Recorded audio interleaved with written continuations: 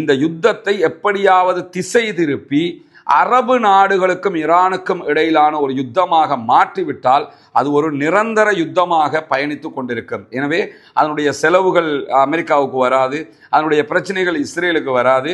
அரபு நாடுகளும் ஈரானுமே சண்டை போட்டுக்குருவாங்க. அவங்களுக்குள்ள சண்டை போட்டால் இவங்களுக்கு லாபம் என்கிற விதமாக இதை திசை திருப்புவதற்கான முயற்சியில் அமெரிக்காவும் இஸ்ரேலும் தொடர்ந்து ஈடுபடுகிறது என்கிற செய்திகள் வெளியாகி வருகிறது. எனவே ஈராக்கில் இருக்கக்கூடிய ஈரானுக்கு ஆதரவான ஷியா பிரிவுகள் மீது இந்த குர்து பிரிவுகள் தாக்குதலை நடத்த ஆரம்பித்தால் ரெண்டு தரப்புக்கும் இடையில ஷியா சன்னி என்கிற சண்டை உருவாகிவிடும். பெரிய எதிரி அமெரிக்காவை விட்டுட்டு ரெண்டு பேருமே உள்ளுக்குள்ள அடிச்சுக்கொள்ள ஆரம்பிச்சிருவாங்க.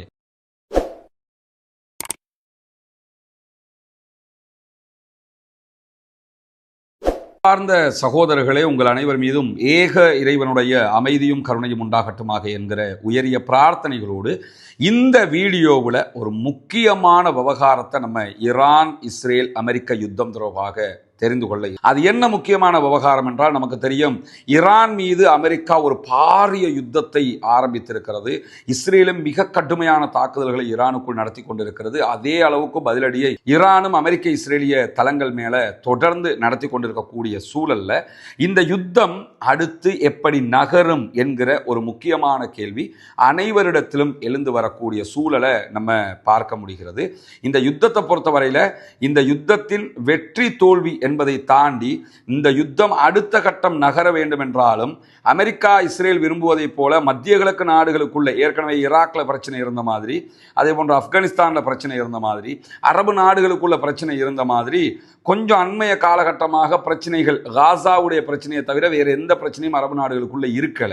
இப்பொழுது இந்த யுத்தம் ஆரம்பித்ததற்கு பிறகு தற்காப்பு நடவடிக்கையாக அரபு நாடுகளில் இருக்கக்கூடிய அமெரிக்காவினுடைய தளங்கள் மேலே எல்லாம் தொடர்ந்து ஈரானும் தாக்குதல்களை நடத்தி வரக்கூடிய சூழல்ல இந்த யுத்தத்தை எப்படியாவது திசை திருப்பி அரபு நாடுகளுக்கும் ஈரானுக்கும் இடையிலான ஒரு யுத்தமாக மாற்றிவிட்டால் அது ஒரு நிரந்தர யுத்தமாக பயணித்து கொண்டிருக்கும். எனவே அதனுடைய செலவுகள் அமெரிக்காவுக்கு வராது, அதனுடைய பிரச்சனைகள் இஸ்ரேலுக்கு வராது.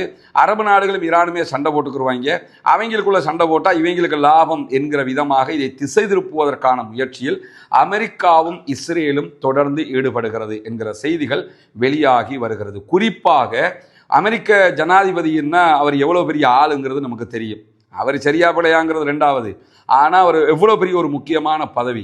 இந்த பதவியில் இருக்கிறவர் இன்னொரு நாட்டினுடைய அதிபரோடு பேசுவார். கத்தார் அதிபர், துபாய் அதிபர், ஒவ்வொரு நாட்டு அதிபர்களோட தொலைபேசியில் பேசுவது, முக்கியமான விவகாரங்களை கலந்துரையாடுவது என்பது வேறு.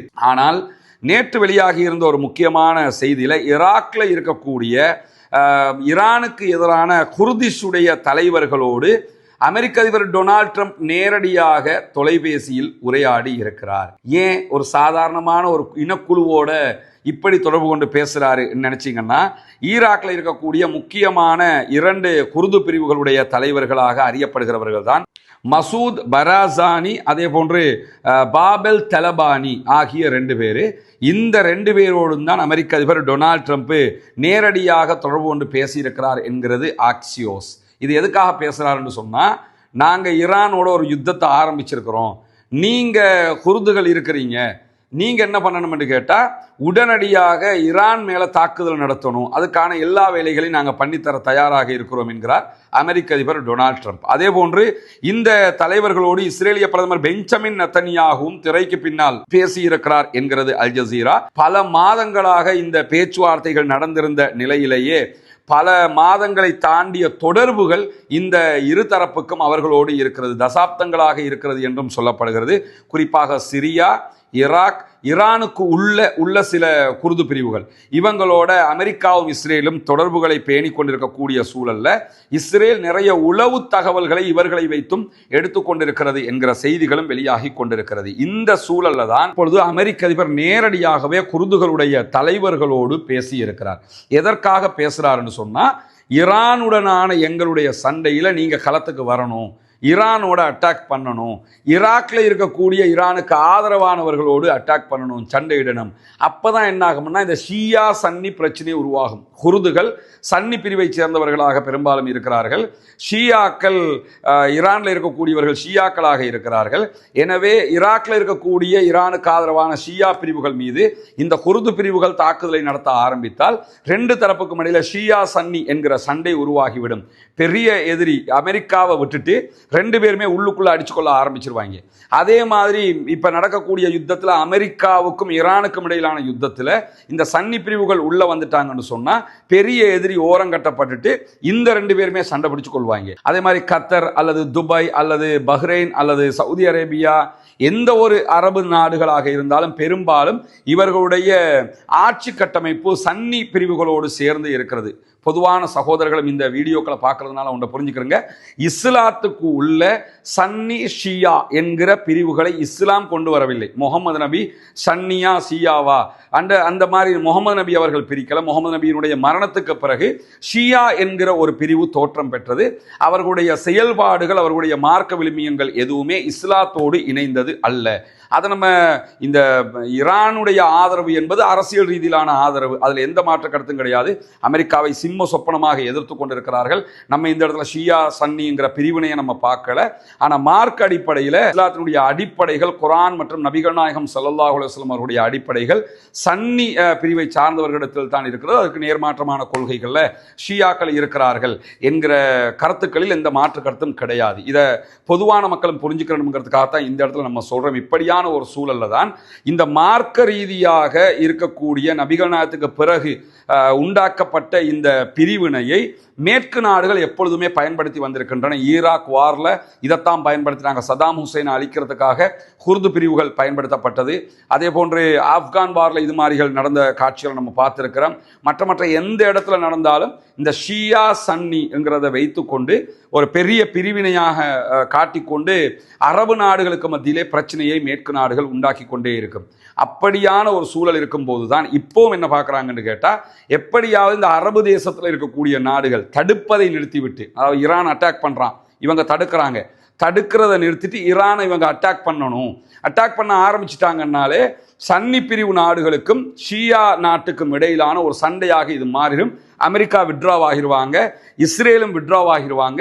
அவங்க ரெண்டு பேரும் ஓரமானதுக்கு பிறகு இவங்க அடிச்சு கொள்வாங்க. இதுதான் அவர்களுக்கு தேவையானதாக இருக்குது. ஆனால் இந்த இடத்துல நான் என்ன பார்க்குறேன்னு கேட்டால், அரபு நாடுகள் மிக தெளிவாக இருப்பதை போன்று தெரிகிறது. குறிப்பாக சவுதி, யுஏஇ, கத்தர் உள்ளிட்ட எல்லா நாடுகளுமே என்னன்னா, நேற்று அவங்க விடுத்திருந்த அறிவிப்புல, நாங்கள் ஈரானோடு எந்த சண்டைக்கும் போகவில்லை, எங்களுக்கும் ஈரானுக்கும் எந்த சண்டையும் கிடையாது. ஈரான் எங்க நாட்டில் இருக்கக்கூடிய அமெரிக்காவுடைய பேஸை நோக்கி தாக்குதல் நடத்துறாங்க, அதை தடுக்கிறது தான் எங்களுடைய வேலையாக இருக்கிறது. ஏன்னா எங்க நாட்டுக்குள்ள அந்த பேஸ் இருக்குது, எங்க நாட்டை நோக்கி தாக்குதல் நடத்துறாங்க, அதை டிஃபெண்ட் பண்ற வேலையை தான் நாங்கள் பார்த்துக்கிட்டு இருக்கிறோமே தவிர நாங்கள் ஈரான் மேல தாக்குதல் நடத்தலை, நாங்கள் ஈரானோடு சண்டைக்கு போகலை, எங்களுக்கும் ஈரானுக்கும் சண்டை இல்லை என்பதில் தெளிவாக இருக்கிறார்கள். அமெரிக்காவினுடைய பேஸ் அவங்க வச்சிருக்கிறாங்க, அமெரிக்காவுக்கு இடம் கொடுத்துருக்கிறாங்க, எல்லாம் பண்றாங்க. ஆனால் நாங்கள் அவங்களோட ஈரானோட சண்டை கிடையாது, அமெரிக்கா தான் சண்டைங்கிறதுல தெளிவாகவும் இருக்கிறாங்க. குறிப்பாக நேற்று யுஏயும் கத்தரும் சவுதி அரேபியாவும் வெளியிட்டிருக்கக்கூடிய அறிவிப்பில் மேலதிகமாக என்ன சொல்லியிருக்கிறாங்கன்னு கேட்டால், எங்களுடைய எந்த பேஸையும் ஈரானை தாக்குவதற்கு நாங்கள் வழங்கவில்லை. எங்கள் நாட்டுக்குள்ள அமெரிக்காவோட பேஸ் இருக்கிறது உண்மை, ஆனால் இங்கே இருந்து ஈரானை தாக்குறதுக்கு நாங்கள் அனுமதி கொடுக்கல, நாங்கள் அதில் கவனமாகத்தான் இருக்கிறோம் என்கிற அறிவிப்புகளை அவங்க விடுத்திருந்ததை பார்க்க முடிகிறது. இது தெளிவான ஒரு செய்தியை சொல்லுது. என்னன்னா, நம்மளே இதை புரியும் போது அவங்க புரிய மாட்டாங்களா, நம்மளை கோர்த்துல பார்க்குறாங்க. நேரடியாக அமெரிக்கா வந்து ஈரானோட சண்டை பிடிச்சிட்டு இதை கண்டினியூவாக கொண்டு போக முடியாதுங்கிறதுனால நம்மளை கோர்த்து விட்டாங்கன்னா நம்ம காலாகாலம் சண்டை பிடிச்சிக்கிட்டு இருக்க வேண்டி வரும், இந்த யுத்தம் முடிவுக்கு வராது, இது நமக்கு தேவையா என்கிற ஒரு நிலையில அரபு நாடுகள் சுதாகரித்துக் கொண்டிருப்பதை நம்ம புரிய முடியும். இந்த குர்து இனக்குழுவை சேர்ந்தவர்கள் என்ன செய்ய போகிறார்கள் என்கிற கேள்விகள் தான் இருக்கிறது. எங்கேயாவது ஒரு இடத்துல கிறுக்குத்தனமா எவனாவது ஆரம்பிச்சு விட்டான்னா அது ஷியா சன்னி பிரச்சனையாக உருவெடுக்க ஆரம்பித்து விடும். இதுதான் அமெரிக்காவுக்கும் இஸ்ரேலுக்கும் தேவையானதும் கூட. அதனால்தான் அமெரிக்க அதிபரே குர்து பிரிவு தலைவர்களோடு நேரடியாக தொடர்பு கொண்டு பேசியிருக்கிறார் என்கிற செய்திகளை நம்ம பார்க்க முடிகிறது. அப்படியான ஒரு ஆபத்தான சூழ்நிலை ஏற்படாத இடத்து, ஏன்னா ஈரானுடைய தாக்குதல்கள் இதுவரைக்கும், இதுக்கு பிறகு எப்படி இருக்க போகுதுங்கிறது ரெண்டாவது, இதுவரைக்கும் மிக உச்சமான தாக்குதல்களாக இருக்கிற காரணத்தினால ஈரானை எதிர்கொள்வதற்கு அமெரிக்கா இந்த மாதிரியான குழுக்களை பயன்படுத்துவதற்கு முயற்சி செய்கிறது. இஸ்ரேலும் அந்த முயற்சியில் ஈடுபட்டிருக்கிறது. எனவே இந்த மாதிரியான ஒரு சூழ்ச்சிக்கு அரபு நாடுகளோ இந்த குழுக்களோ சிக்காத விடத்து இந்த யுத்தத்தில் கண்டிப்பாக அமெரிக்கா தோல்வியை தழுவும். அமெரிக்காவினுடைய வெற்றியே ஆயுதத்தில் இல்லை, சூழ்ச்சிகள் தான் இருக்கிறது. அமெரிக்கா எப்படியாவது அரபு நாடுகளை இதிலே கோர்த்து விடுவதற்குத்தான் முயற்சி செய்கிறது. சன்னி ஷியா என்கிற பிரச்சனையை உண்டாக்குவதற்கு முயற்சி செய்கிறது. அப்படியான ஒரு முயற்சி தோல்வி அடைய வேண்டும் என்று சொன்னால் அரபு நாடுகள் இப்பொழுது இருக்கிற இதே சுதாகரிப்போது தடுக்கிற வேலையை மாத்திரம் செய்து கொண்டிருக்கிற அந்த வேலையை மட்டுமே கண்டினியூ பண்ணிட்டாங்கன்னாலே இந்த பிரச்சனை உள்ளே நுழையாது. ஈரான் அவர்கள் மீது நடக்கக்கூடிய தாக்குதலை அமெரிக்காவை நெஞ்ச நிமித்தி சந்திச்சுக்கிட்டு இருக்கிறாங்க. அது மாதிரி அவங்க சந்திச்சு முடிப்பாங்க என்கிற ஒரு நம்பிக்கையும் உலக மக்களுக்கு மத்தியிலே தற்போது தோற்றம் பெற்றிருப்பதை நம்ம பார்க்க முடியும். நமக்கெல்லாம் தெரியும், கடந்த ரமலானுடைய மாதத்தில் இஸ்லாத்தை ஏற்றுக்கொண்ட ஒரு 14 குடும்பங்களுக்கான வீடுகளை கட்டுகிற ஒரு பணியை நம்ம ஆரம்பிச்சிருந்தோம். அல்லாஹ்வினுடைய உதவியால் நீங்கள் செய்த தான தர்மங்கள் ஜகாத் நிதிகளால் அல்ஹம்துலில்லாஹ் 5 குடும்பங்களுக்கான வீடுகள் முழுமையாக கட்டி கொடுக்கப்பட்டு அவர்களுடைய கைகளிலேயே ஒப்படைக்கப்பட்டு விட்டது.